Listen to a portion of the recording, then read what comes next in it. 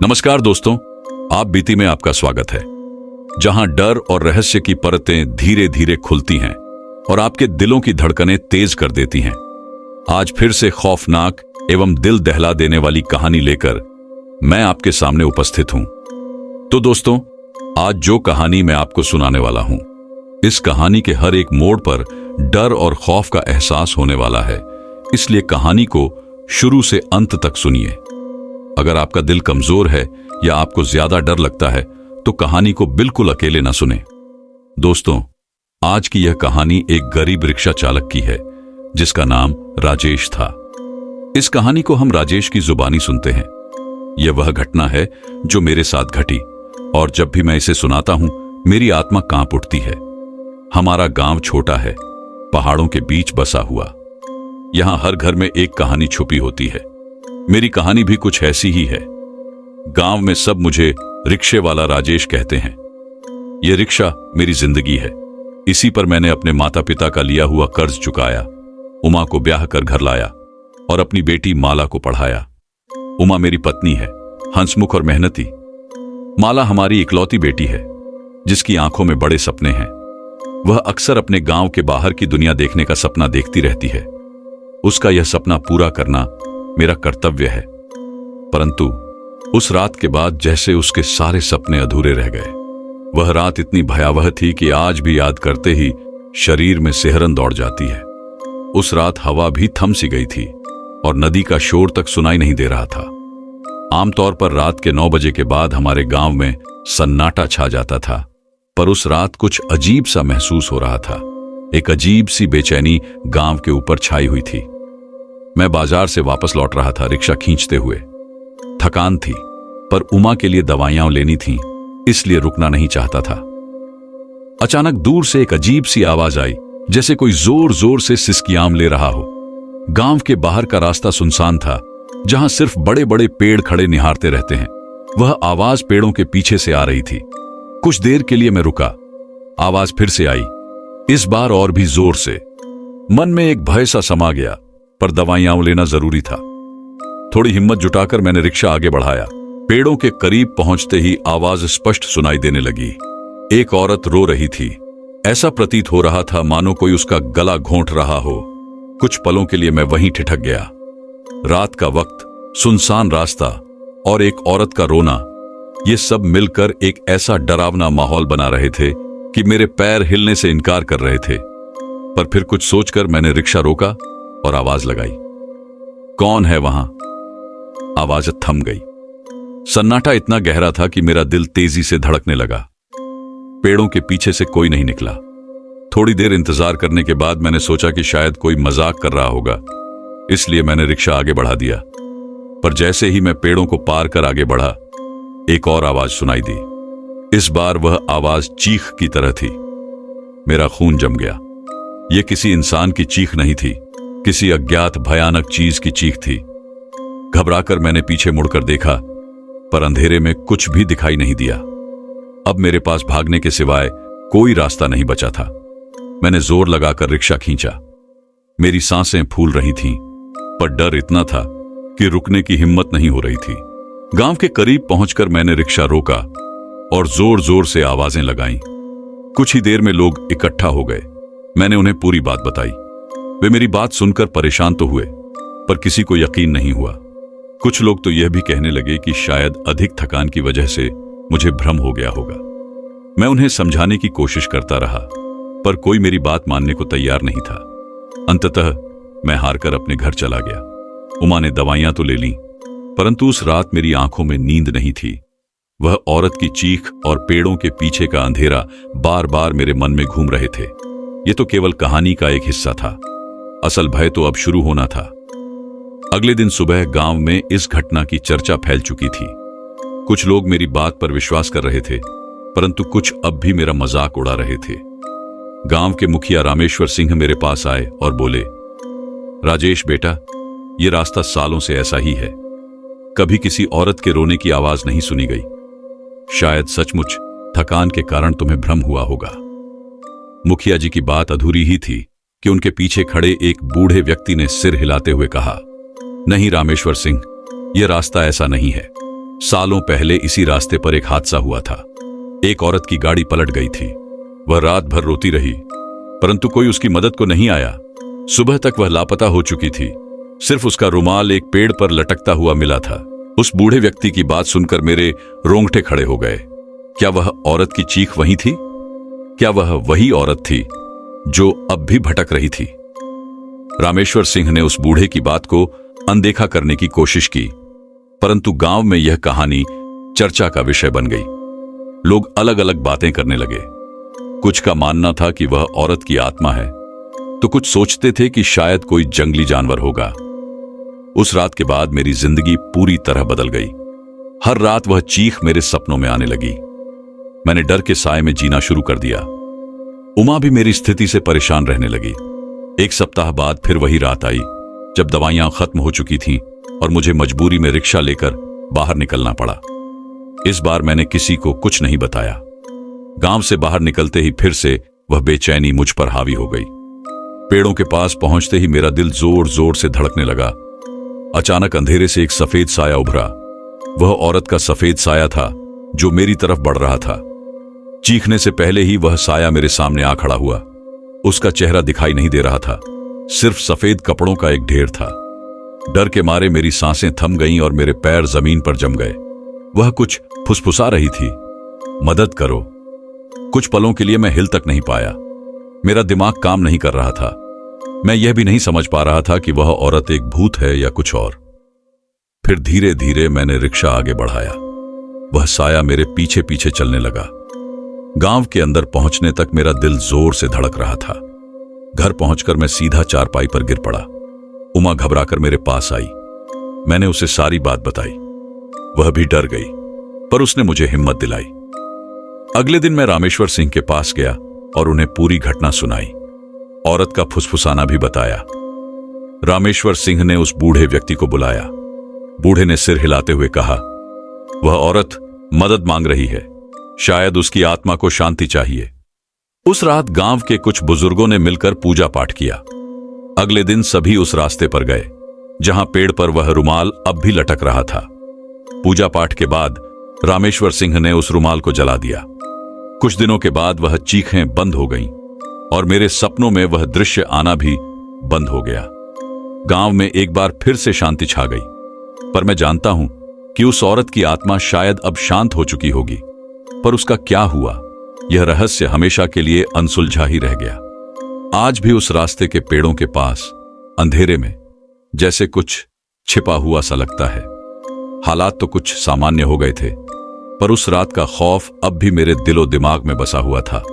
खासकर रात के समय जब मैं रिक्शा खींचते हुए उन पेड़ों के पास से गुजरता तो एक अजीब सी सिहरन मेरी रीढ़ में दौड़ जाती। एक शाम जब मैं दुकान से सामान ले रहा था, मेरा सामना फिर उसी बूढ़े आदमी से हुआ। उसने मुझे दूर से इशारा किया और दुकान के एक कोने में खींच लिया। राजेश, उसने धीमी आवाज में कहा, क्या तुम्हें याद है मैंने तुमसे वह रुमाल जलाने की बात की थी? मैंने सिर हिलाया। उस रुमाल को जलाने से उस औरत की आत्मा को शांति नहीं मिली। उसने गंभीरता से कहा, उसे मुक्ति चाहिए और वह किसी चीज से बंधी हुई है। कुछ देर रुककर उसने आगे कहा, गांव के पीछे नदी के किनारे एक पुराना कुआं है जिसे सालों पहले बंद कर दिया गया था। जिस रात उसकी गाड़ी पलटी थी, वह अपनी बात पूरी नहीं कर पाया क्योंकि दुकान का दरवाजा खुला और कुछ लोग अंदर आ गए। बूढ़ा आदमी चुप हो गया, पर उसकी अधूरी बात मेरे दिमाग में घूमती रही। क्या उस कुएं में कोई रहस्य छुपा था? क्या वह औरत उसी कुएं से जुड़ी हुई थी? मेरे मन में बेचैनी बढ़ती जा रही थी। मैं उस बूढ़े आदमी से दोबारा बात करना चाहता था, लेकिन वह अगले ही दिन गांव छोड़कर चला गया। कुछ दिन बीत गए। एक रात सोते हुए मुझे अचानक एक सपना आया। सपने में वही औरत खड़ी थी, सफेद कपड़ों में, चेहरा ढका हुआ, धीरे धीरे फुसफुसा रही थी। कुएं में मेरा हार। मैं चौंक कर उठ बैठा। सपना तो टूट गया, पर उसकी आवाज मेरे कानों में गूंज रही थी। कुएं में मेरा हार। क्या यह कोई संकेत था? क्या उसकी मुक्ति वाकई उस कुएं में बंद किसी हार से जुड़ी हुई थी? अब मेरे पास केवल एक ही रास्ता था। मुझे उस कुएं तक जाकर देखना था कि उसके भीतर क्या रहस्य छुपा है। दिन निकलने का इंतजार करना मेरे लिए बहुत कठिन हो गया था। जैसे ही सूरज की पहली किरण निकली, मैं अपना रिक्शा खींचते हुए गांव के पीछे की ओर निकल पड़ा। वहां दूर जंगल के किनारे पर वही पुराना कुआं था, काई से भरा हुआ, मानो समय के थपेड़ों से बना हुआ एक बदसूरत निशान। कुआं काफी गहरा था और आसपास कोई भी नहीं था। एक सिहरन मेरी रीढ़ के नीचे दौड़ गई, लेकिन पीछे हटने का तो सवाल ही नहीं था। मैं गांव से एक मजबूत रस्सी और मशाल लेकर आया था। रस्सी को एक मजबूत पेड़ से बांधकर मैंने धीरे धीरे कुएं के अंदर उतरना शुरू किया। हवा में एक सड़ी हुई गंध फैली हुई थी। मशाल की रोशनी में नीचे का अंधेरा थोड़ा कम भयानक लग रहा था, पर डर अब भी कायम था। वह साया जैसे मेरे ऊपर छाया हुआ था। जितना मैं नीचे जा रहा था, उतनी ही घुटन महसूस होने लगी थी। अचानक रस्सी ढीली हो गई। घबराकर मैंने ऊपर की ओर देखा। रस्सी कटी हुई थी, शायद किसी टहनी से रगड़कर कट गई होगी। नीचे फंसा हुआ और अकेला, कुछ देर के लिए मैं जैसे सुन्न हो गया। फिर धीरे धीरे दिमाग ने काम करना शुरू किया। चारों ओर नजर दौड़ाई तो कुएं की दीवार में एक छोटा सा निशान दिखा। पास जाकर देखा तो वह एक कोने जैसा लग रहा था, शायद वहीं से रस्सी कटी होगी। उसी कोने के पास पानी की सतह के कुछ ऊपर एक चमक दिखाई दी। मैंने मशाल उस ओर ले जाकर देखा तो वहां एक हार पानी में डूबा हुआ था। वह हार सोने का बना हुआ था, जिस पर कई तरह के रत्न जड़े हुए थे। वही हार जो मैंने अपने सपने में देखा था। हार को निकालने के लिए मेरे पास कुछ नहीं था और यह सोचकर निराशा होने लगी। तभी मुझे याद आया कि मेरे रिक्शे में लोहे का एक लंबा टुकड़ा पड़ा हुआ है, जिसे मैं कभी कभी टूटे सामान को जोड़ने के लिए इस्तेमाल करता था। ऊपर चिल्लाने का कोई फायदा नहीं था, इसलिए मैंने वापस रिक्शे के पास जाने का फैसला किया और धीरे धीरे चढ़ना शुरू किया। रास्ते में कई बार फिसलने का खतरा हुआ, लेकिन किसी तरह ऊपर निकल आया और रिक्शे की ओर दौड़ा। वहां से रस्सी और लोहे का टुकड़ा लेकर फिर से कुएं के पास पहुंचा। अब मैंने लोहे के टुकड़े को मोड़कर उसमें हार को फंसाने की कोशिश की। काफी मशक्कत के बाद आखिरकार हार को बाहर निकालने में सफल हो गया। हार लेकर सीधा रामेश्वर सिंह के पास गया और उन्हें पूरी घटना सुनाई। हार देखकर रामेश्वर सिंह भी चौंक गए। उन्होंने बताया कि यह हार उसी महिला का था जिसकी सालों पहले गाड़ी पलटने के कारण दुखद मृत्यु हो गई थी। उस रात पूरे गांव में एक बार फिर से पूजा पाठ का आयोजन किया गया। हार को नदी में प्रवाहित कर दिया गया। उस रात के बाद से वह औरत का रोना या कोई भी डरावनी आवाज कभी सुनाई नहीं दी।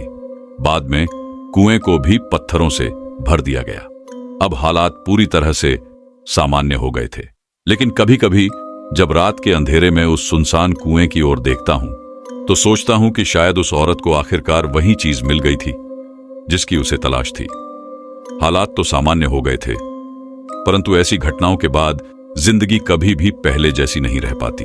अब भी कभी कभी जब उस रास्ते से गुजरता हूं तो पेड़ों के घने साए में एक अजीब सी बेचैनी महसूस होती है।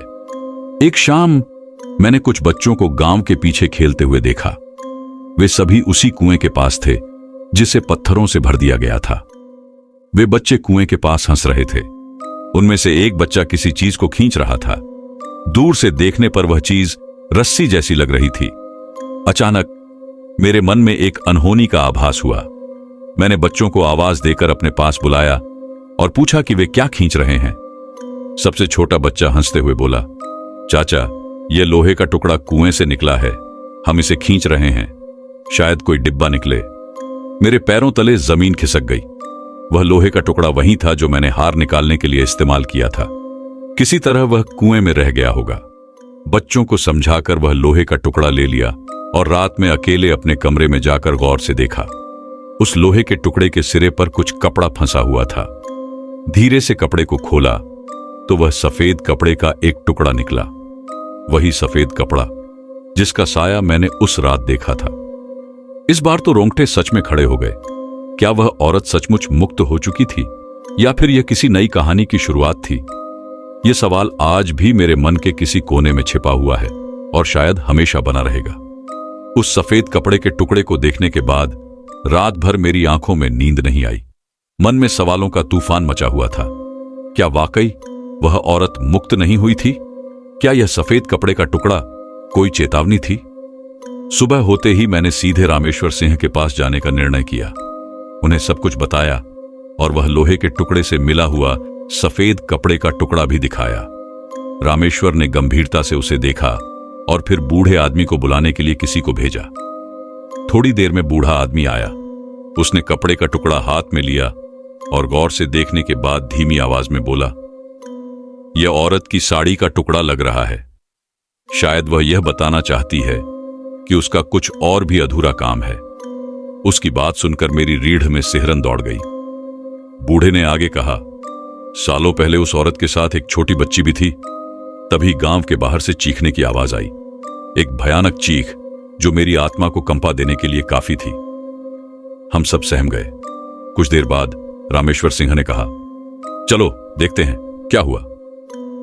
हम लोग दौड़ते हुए गांव के बाहर पहुंचे, जहां कुछ लोग जमा थे। उनके चेहरों पर भय साफ झलक रहा था। जो दृश्य हमने देखा वह जीवन भर भुलाया नहीं जा सकता। वही कुआं जिसे पत्थरों से भर दिया गया था अब खुला हुआ था।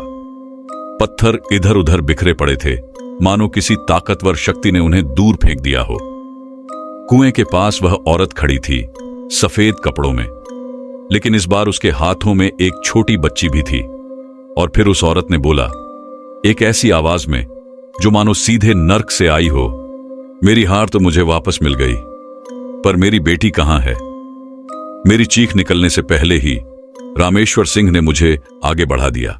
उन्होंने कहा, राजेश, तुम ही उससे बात करो। वह गुस्से से कांप रही थी। अब पीछे हटने का समय नहीं था। हकलाकर मैंने पूछा, आप कौन हैं? आपकी बेटी कहां है? उसने मेरी तरफ देखा। उसकी आंखों में आग भड़क रही थी।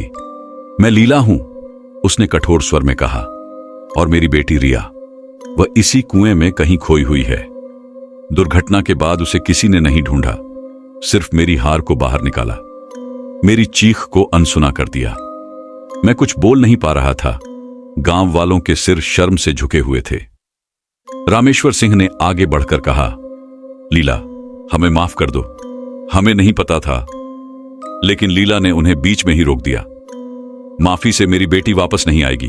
तुम लोगों ने मेरा सब कुछ छीन लिया, अब मेरी बारी है। अचानक रिया, जो अब तक लीला की गोद में शांत खड़ी थी, चीखने लगी। एक ऐसी चीख जो किसी बच्चे की नहीं बल्कि किसी आत्मा की लग रही थी। लीला ने धीरे से उसे जमीन पर खड़ा किया और पीछे हटने का इशारा किया। हम सब समझ गए कि लीला अपनी बेटी को वापस पाना चाहती थी। गांव में किसी की बलि देने का विचार सभी को अस्वीकार्य था, लेकिन लीला की आंखों में भरा गुस्सा बता रहा था कि उसके पास अब कोई और विकल्प नहीं था। तभी उस बूढ़े आदमी ने आगे बढ़कर कहा, रुको, शायद एक और रास्ता है। सबकी निगाहें उसकी ओर घूम गईं और एक आशा की किरण जगी। उसने बताया कि सालों पहले गांव के तांत्रिक ने कहा था कि आत्माओं को शांति दिलाने के लिए एक विशेष अनुष्ठान किया जा सकता है, जिसमें एक विशेष वस्तु का आदान प्रदान किया जाता है। लीला को यह रास्ता मंजूर हुआ। उसने बताया कि दुर्घटना के समय उसके पास एक खास पत्थर था जो हमेशा उसकी बेटी के पास रहता था। शायद वही पत्थर कहीं खो गया होगा। गांव वालों ने पूरा गांव छान मारा और आखिरकार एक बूढ़ी महिला के घर के आंगन में वह पत्थर मिला। वह औरत लीला की सहेली थी, जिसने दुर्घटना के बाद उस पत्थर को संभाल कर रख लिया था। उस रात तांत्रिक को बुलाया गया। तांत्रिक ने पूजा और अनुष्ठान किया और लीला को वह पत्थर सौंपा। जैसे ही लीला ने पत्थर को अपने हाथों में पकड़ा, उसके चारों ओर एक अजीब सी रोशनी फैल गई। धीरे धीरे वह रोशनी कम होने लगी और फिर लीला और उसकी बेटी रिया दोनों गायब हो गए। उनकी जगह पर सिर्फ वही पत्थर जमीन पर पड़ा हुआ था। कुएं को फिर से भर दिया गया और इस बार गांव वालों ने यह सुनिश्चित कर लिया कि वह कभी न खुल सके। लीला और रिया की कहानी गांव वालों के दिलों में हमेशा के लिए बस गई, एक सबक के रूप में। यह उन्हें हमेशा याद दिलाने के लिए था कि किसी की मदद की पुकार को कभी अनसुना नहीं करना चाहिए। सालों बीत गए और गांव में फिर से शांति छा गई। मैं अब भी अपना रिक्शा चलाता हूं, पर उस रास्ते से गुजरते समय अब वैसा भय नहीं होता। बस कभी कभी हवा में एक ठंडी सिहरन महसूस होती है, जैसे कोई अदृश्य निगाह देख रही हो। एक दिन एक नया परिवार गांव में आया। उनके साथ एक छोटी सी बच्ची भी थी, शायद 8 या 10 साल की। वह बहुत ही जिज्ञासु स्वभाव की लगती थी। एक शाम वह मेरे रिक्शे के पास खड़ी हुई और मेरी बातें बड़े ध्यान से सुन रही थी। उसने मुझसे पूछा, रिक्शे वाले अंकल, वह कौन सा रास्ता है जो गांव के पीछे जाता है? वहां जाने का मन करता है। मैं कुछ देर के लिए चुप हो गया। उस रास्ते के बारे में और वहां के रहस्यों के बारे में बताना या न बताना, यह मेरे लिए एक कठिन निर्णय था। आखिरकार मैंने उसे समझाया कि वह रास्ता खतरनाक है और वहां उसे नहीं जाना चाहिए। वह बच्ची थोड़ी निराश हुई, पर उसने मेरी बात मान ली। कुछ दिन बाद वह बच्ची अचानक गायब हो गई। पूरा गांव उसकी खोज में जुट गया और मैं भी घबरा गया था। क्या वह बच्ची उस रास्ते पर तो नहीं चली गई थी? 2 दिन बाद गांव के बाहर के खेत में वह बच्ची मिली। बेहोश थी, लेकिन जिंदा थी। उसके हाथ में एक चमकदार पत्थर था, वही पत्थर जो सालों पहले लीला ने बताया था। जब उसे होश आया तो उसने बताया कि उसे एक औरत और एक बच्ची मिली थी। उस औरत ने उसे यह पत्थर दिया और कहा कि इसे गांव के रिक्शे वाले को दे दे। यह सुनकर मेरा दिल बैठने को हुआ। क्या लीला और उसकी बेटी रिया वाकई में अब तक शांत नहीं हुई थी? उस रात अकेले में मैंने उस पत्थर को ध्यान से देखा। वह बिल्कुल ठंडा था, पर ऐसा महसूस हो रहा था कि उसके अंदर कोई हलचल हो रही है। अब तक मुझे नहीं पता कि यह पत्थर किस बात का संकेत है। शायद लीला और उसकी बेटी रिया को अब भी शांति नहीं मिली, या शायद वे यह बताना चाहती हैं कि उस रास्ते में कोई और भी राज छुपा है। यह कहानी अभी खत्म नहीं हुई है। ये पत्थर और वह सुनसान रास्ता मेरे मन में कई सवाल खड़े कर रहे हैं। क्या कभी सच में मुक्ति मिलती है, या कुछ चीजें हमेशा के लिए अधूरी रह जाती हैं? यह कहानी अभी बाकी है। शायद यह पत्थर और वह सुनसान रास्ता इशारा कर रहे हैं कि कुछ राज अभी भी दफन है। आगे क्या होगा यह तो वक्त ही बताएगा, पर एक बात पक्की है, जिज्ञासा मेरी भी बहुत है। शायद किसी रात उस सुनसान रास्ते पर जाने की हिम्मत जुटा लूं। यह पत्थर अपने राज को वहीं बताएगा जहां से वह मिला था। लेकिन यह रास्ता बहुत खतरनाक है, इसलिए फिलहाल के लिए यहीं रुकना ही बेहतर है। रिक्शा चलाना है, माला को पढ़ाना है और उमा का हाथ थामकर जिंदगी की राह पर चलना है। उम्मीद है कि यह पत्थर फिर कभी सामने न आए और लीला और उसकी बेटी रिया को सच्ची शांति मिल गई हो। पर यदि कभी वे वापस आईं, तो भी मैं पीछे नहीं हटूंगा। उनकी अधूरी कहानी को पूरा करने की कोशिश करूंगा। शायद इसी में मेरी मुक्ति भी छुपी हो। तब से कई साल बीत चुके हैं। अब जिंदगी की रफ्तार थोड़ी धीमी हो गई है। मेरी बेटी माला अब जवान हो चुकी है और पढ़ाई पूरी करके गांव की टीचर बन गई है। उमा भी अब पहले से कम बीमार पड़ती है। गांव में शांति है, लेकिन कभी कभी हवा में वह ठंडी सिहरन महसूस होती है, जैसे कोई याद दिला रहा हो कि कुछ कहानियां कभी खत्म नहीं होती। एक शाम चाय की चुस्की लेते हुए अचानक दरवाजे पर दस्तक हुई। यह वही बूढ़ा आदमी था जिसे मैंने सालों बाद पहली बार देखा था। वह थोड़ा कमजोर जरूर हो गया था, पर उसकी आंखों में वही चेतना थी। मैंने उसे बैठाकर चाय पिलाई और उसने मुझे बताया कि वह पहाड़ों से लौट रहा था। उसी रास्ते से कुछ दूरी पर उसने देखा कि सुनसान रास्ते पर एक आग जल रही थी। उत्सुकता से वह आग के पास गया। वहां उसने देखा कि एक छोटी बच्ची बैठी हुई थी, जिसके हाथ में वही चमकदार पत्थर था। उस बच्ची ने उसे देखकर डर नहीं दिखाया, बल्कि मुस्कुराई और बूढ़े आदमी को पास आने का इशारा किया। बूढ़े ने बताया कि बच्ची ने उसे कुछ नहीं कहा, बस पत्थर दिया और कहा कि इसे गांव के रिक्शे वाले को दे दे। उसकी बात सुनकर मेरा दिल जोर से धड़कने लगा। क्या यह वही पत्थर था? क्या लीला और उसकी बेटी रिया सच में वापस आ गई थी? उस रात अकेले में मैंने उस पत्थर को हाथ में लिया।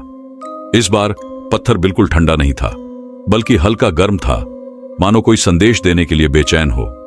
जिज्ञासा बहुत थी, पर उतनी ही परेशानी भी। क्या इस बार भी मुझे उस रास्ते पर जाना पड़ेगा? क्या यह कहानी कभी खत्म नहीं होगी? रात भर सो नहीं पाया। बार बार यही सवाल मन में उठते रहे। आखिरकार सुबह होते ही मैंने फैसला कर लिया, चाहे जो भी हो, इस बार सच्चाई का पता लगाना ही होगा। मैंने अपनी बेटी माया को सब कुछ बताया। पहले तो वह सहमत नहीं हुई, पर मेरी जिद के आगे उसे झुकना पड़ा। वह साथ चलने की जिद करने लगी, लेकिन मैंने मना कर दिया। यह रास्ता सिर्फ मेरे लिए था। मैं रिक्शा लेकर गांव के पीछे वाले रास्ते पर चल पड़ा। वहां सूनापन वैसा ही था, पेड़ों का घना साया भी कायम था, लेकिन इस बार मुझे किसी तरह का डर नहीं लग रहा था। चलते चलते वही जगह आ गई जहां सालों पहले कुआं हुआ करता था। अब वहां पेड़ पौधे उगाए थे, बस जमीन पर कुछ ईंटें बिखरी हुई थीं। थोड़ी दूरी पर आग जल रही थी, ठीक वैसे ही जैसे बूढ़े आदमी ने बताया था। धीरे धीरे मैं आग के पास पहुंचा और वहां वही बच्ची बैठी थी, हाथ में पत्थर पकड़े हुए। इस बार मैंने ध्यान से देखा। वह बच्ची बिल्कुल रिया जैसी लग रही थी, पर उसके कपड़े सफेद नहीं थे, बल्कि हल्के नीले रंग के थे। उसने मुझे देखकर मुस्कुराते हुए पूछा, आप वही रिक्शे वाले हैं ना? मैं सन्न रह गया। तुम मुझे जानती हो? मैंने किसी तरह पूछा। बच्ची ने सिर हिलाया और कहा, हां, आपने ही तो हमें रास्ता दिखाया था। मुझे कुछ याद नहीं आ रहा था। कौन सा रास्ता? किसको रास्ता दिखाया था? मैंने पूछा। बच्ची ने आगे कहा, मां कहती है कि आपने हमें उस जन्म में अंधेरे से रोशनी की तरफ रास्ता दिखाया था, इसीलिए हम आपको वापस लेने आए हैं। मेरा दिमाग जैसे चक्कर खाने लगा। जन्म? कौन सा जन्म? ये बच्ची क्या कह रही थी? उसने पत्थर मेरी ओर बढ़ाया और कहा, मां ने कहा, इसे रख लो, अब हमारा काम पूरा हो गया है। मैंने झिझकते हुए पत्थर को लिया। वह अब भी गर्म था, जैसे किसी धीमी धड़कन की तरह। अचानक हवा में एक हलचल हुई और आग के पास एक सफेद साया दिखाई दिया। वह लीला थी, पर इस बार उसके चेहरे पर शांति थी, गुस्सा नहीं। लीला ने मुस्कुराते हुए कहा, शुक्रिया राजेश, तुमने हमें हमारा रास्ता दिखाया। फिर उसने बच्ची की ओर देखा और कहा, चलो रिया, अब हमें जाना है। बच्ची ने मेरी तरफ एक आखिरी बार देखा और फिर लीला का हाथ थामकर सफेद रोशनी में खो गई। आग धीरे धीरे बुझने लगी और दोनों पूरी तरह से गायब हो गए। मैं वहीं जमीन पर बैठ गया। हाथों में वह गर्म पत्थर था। मुझे समझ नहीं आ रहा था कि अभी क्या हुआ था, लेकिन इतना महसूस हो रहा था कि कुछ अदृश्य शक्तियों का राज अब खत्म हो गया है। अब ऐसा लग रहा था जैसे मन से कोई बोझ हट गया हो, जैसे कोई अधूरा काम पूरा हो गया हो। कुछ देर बाद मैं उठा और वापस गांव की तरफ चल पड़ा। अब रास्ता लंबा नहीं लग रहा था, बल्कि पैरों में हल्कापन महसूस हो रहा था। शायद यह इसलिए कि जिज्ञासा का बोझ अब हट चुका था, या शायद इसलिए कि मन में यह विश्वास था कि लीला और उसकी बेटी रिया को अंततः शांति मिल गई थी। गांव पहुंचा तो शाम हो चुकी थी। मेरी बेटी माया और पत्नी उमा मेरे इंतजार में परेशान थीं। मैंने उन्हें सब कुछ बताया। माया को भले ही पूरी कहानी समझ नहीं आई, पर उसने मेरी बात मान ली। उमा की आंखों में थोड़ा डर था, पर शायद थोड़ा गर्व भी। उस रात सोने से पहले मैंने एक बार फिर उस पत्थर को देखा। अब वह ठंडा हो चुका था, लेकिन वह गर्मी और वह धड़कन जैसे अभी भी कहीं गहरे महसूस हो रही थी। यह शायद लीला और उसकी बेटी रिया का आभार था, या शायद यह उस जन्म की कोई याद थी जिसे मैं भूल चुका था। अब यह पत्थर मेरे पास ही रहेगा, एक निशानी के रूप में, यह याद दिलाने के लिए कि कभी कभी किसी को सही रास्ता दिखाना ही बहुत बड़ा कार्य होता है। तो दोस्तों, ये थी हमारी आज की कहानी। कहानी आपको कैसी लगी? कृपया कमेंट बॉक्स में कमेंट करके हमें जरूर बताएं। बस आप अपना और अपने परिवार का ख्याल रखें। और अगर आपने अभी तक चैनल को सब्सक्राइब नहीं किया है तो कृपया चैनल को सब्सक्राइब कर लीजिए।